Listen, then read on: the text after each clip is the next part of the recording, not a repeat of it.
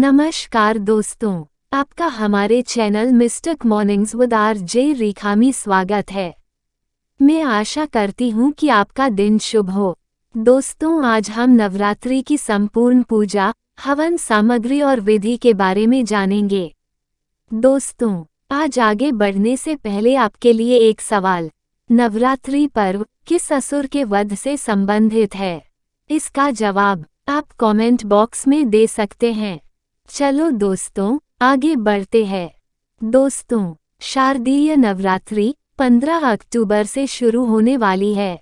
नवरात्रि शुरू होने से पहले वीडियो में बताई गई सभी सामग्री जुटा लें, ताकि नवरात्रि में दुर्गा माँ की विधिवत पूजा और हवन को सही तरीके से किया जा सके।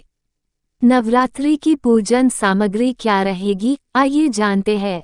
नवरात्रि के पहले दिन घट स्थापना की जाती है।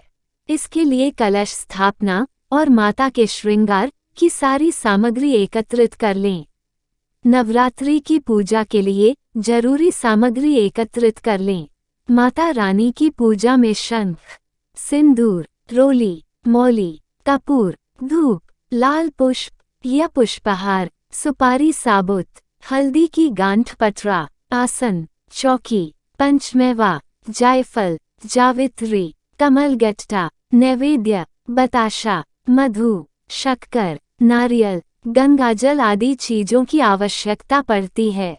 इसलिए नवरात्रि शुरू होने से इन चीजों को घर पर लाकर रख लें। ध्यान रहे दोस्तों, कलश पर रखने के लिए पल्लव की जरूरत पड़ती है। इसे पंच पल्लव के नाम से भी जाना जाता है। पल्लव में पीपल, बूल, अशोक, आम और वट के पत्ते होते हैं, जिनको कलश पर रखा जाता है। इन पंच पल्लव के ऊपर नारियल रखा जाता है। अगर आपको ये पत्ते ना मिल रहे हों, तो आप आम के पत्तों का प्रयोग भी कर सकते हैं। नवरात्रि की पूजा में घट स्थापना पर जौ बोया जाता है, जो बहुत ही शुभ माना जाता है। इसलिए अभी से घर में जौ लाकर रख लें। दोस्तों, माता रानी के श्रृंगार की सामग्री क्या रहेगी, आइए जानते हैं। नवरात्रि में माता रानी को श्रृंगार की सामग्री अर्पित की जाती है। माता रानी को 16 श्रृंगार अर्पित करने से घर में सुख समृद्धि आती है।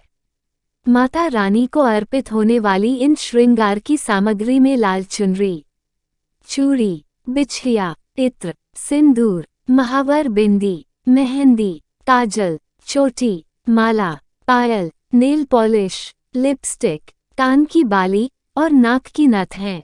ये सभी चीजें आप जुटा ले। दोस्तों, क्या रहेगी हवन की सामग्री, आइए जानते हैं।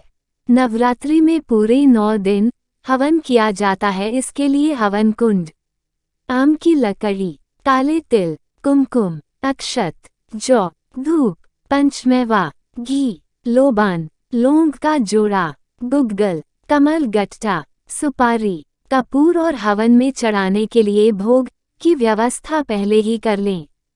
दोस्तों, अब नवरात्रि पूजन विधि के बारे में जानते हैं। सबसे पहले पूजा स्थान और मां दुर्गा की प्रतिमा को गंगाजल से शुद्ध कर लेना चाहिए।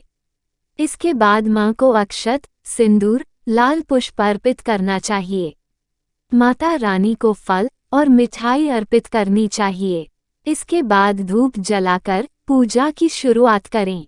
नवरात्रि में दुर्गा सप्तशती का पाठ जरूर करना अति उत्तम माना जाता है। मान्यता है कि माता रानी इससे शीघ्र प्रसन्न होती हैं और भक्तों पर अपनी कृपा बरसाती हैं। माता रानी की पूजा के बाद अंत में आरती जरूर करें। दोस्तों, इस विधि से हर दिन माता के 9 अलग अलग स्वरूपों की पूजा करने से घर में सुख समृद्धि का आगमन होता है।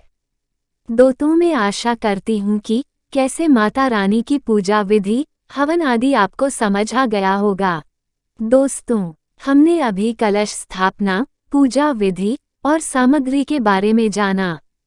दोस्तों, अब हम नवरात्रि के पहले दिन माता शैलपुत्री की कथा और पूजा के बारे में जानेंगे। दोस्तों, पहले दिन मां शैलपुत्री की पूजा करने का विधान है। माँ की कथा पढ़ने मात्र से सुख समृद्धि आती है। आइए जानते हैं दोस्तों, पहला दिन माँ शैलपुत्री। दोस्तों, आगे बढ़ने से पहले वीडियो के शुरुआत में पूछे गए सवाल का जवाब दे देते हैं। दोस्तों, जवाब है महिषासुर। दोस्तों, महिषासुर का ही माता दुर्गा ने विजयदशमी के दिन वध किया था और बुराई पर अच्छाई की जीत हुई। दोस्तों, किस किस का जवाब सही है? दोस्तों, आप कमेंट कर सकते हैं। दोस्तों, चलिए आगे बढ़ते हैं। दोस्तों, नवरात्रि के 9 दिन जगत जननी माँ दुर्गा के 9 स्वरूपों की पूजा होती है। माँ के 9 स्वरूप और उनके हर रूप का अलग नाम, अलग अर्थ और लोगों को नई सीख देने वाले हैं। नवरात्रि का पहला दिन माँ शैलपुत्री को समर्पित है, जो हिमालय राज की पुत्री हैं। इसी के चलते उनके नाम का अर्थ भी कुछ ऐसा है। शैल माने पत्थर या पहाड़। पहले दिन शैलपुत्री की पूजा का महत्व भी है।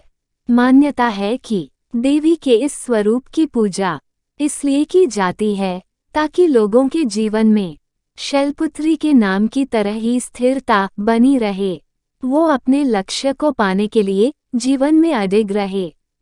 नवरात्रि के पहले दिन कलश स्थापना के बाद माँ शैलपुत्री की पूजा का विधान है। कलश स्थापना के बाद दुर्गा सप्तशती का पाठ किया जाता है। मान्यतानुसार कलश को भगवान गणेश का स्वरूप माना गया है। किसी भी शुभ काम में कलश की स्थापना भी इसलिए ही की जाती है। पहले दिन शैलपुत्री की कथा सुनने और पढ़ने मात्र से घर में सुख समृद्धि आती है। माँ शैलपुत्री का मंगल आशीर्वाद प्राप्त होता है। नवरात्रि का पहला दिन माँ शैलपुत्री कथा। दोस्तों, माँ शैलपुत्री का वाहन वृषभ बैल है। ऐसी कथा प्रचलित है कि एक बार प्रजापति दक्ष, जो सती के पिता थे, उन्होंने यज्ञ के दौरान भगवान शिव और सती को छोड़कर सभी देवताओं को आमंत्रित किया, लेकिन सती बिना बुलाए ही यज्ञ में जाने को तैयार हो गई। अब भगवान शिव ने उन्हें समझाया कि ऐसे बिना बुलाए जाना उचित नहीं है। इसके बावजूद सती नहीं मानी और ऐसे में सती की जिद के आगे भगवान शिव ने उन्हें जाने की अनुमति प्रदान कर दी। अब सती बिना बुलाए पिता के यहाँ यज्ञ में प्रतिभाग करने पहुंच गई। वहां उनके साथ बुरा व्यवहार किया गया। मायके में सती की मां के अलावा सभी ने उनसे गलत तरीके से बात की। क्या भाई और क्या बहनें, सभी ने सती और उनके पति भगवान शिव का खूब उपहास किया। ये कठोर व्यवहार और पति का अपमान सती बर्दाश्त नहीं कर सकी और उन्होंने खुद को यज्ञ में भस्म कर लिया। जैसे ही ये वाकया हुआ और भगवान शिव तक समाचार पहुंचा, उन्होंने तुरंत अपने गणों को दक्ष के यहाँ भेज दिया। गणों ने इस यज्ञ को विध्वंस कर दिया। अगले जन्म सती ने हिमालय की पुत्री के रूप में जन्म लिया। इस तरह उनका नाम शैलपुत्री पड़ा। माँ शैलपुत्री का प्रिय रंग सफ़ेद। दोस्तों, माँ शैलपुत्री को सफ़ेद रंग बेहद प्रिय है, इसलिए पूजा के दौरान उन्हें सफ़ेद रंग की चीजें, बर्फी आदि का भोग लगाया जाता है। पूजा में सफ़ेद रंग के पुष्प भी अर्पित किए जाते हैं। माता के भक्तों को पहले दिन की पूजा में सफ़ेद वस्त्र धारण करना चाहिए, ऐसा लाभकारी बताया गया है। दोस्तों, मैं आशा करती हूँ कि इस कथा को सुनकर निश्चित ही आपके ज्ञान में वृद्धि हुई होगी। दोस्तों, कल हम नवरात्रि के दूसरे दिन माता के किस रूप की पूजा और पूजा की विधि क्या रहेगी, इसके बारे में जानेंगे। इसी के साथ मैं आपसे आज्ञा चाहती हूँ। दोस्तों, आपका हमारे channel mystic mornings with RJ Rekha से जुड़ने के लिए धन्यवाद। आपका दिन शुभ हो।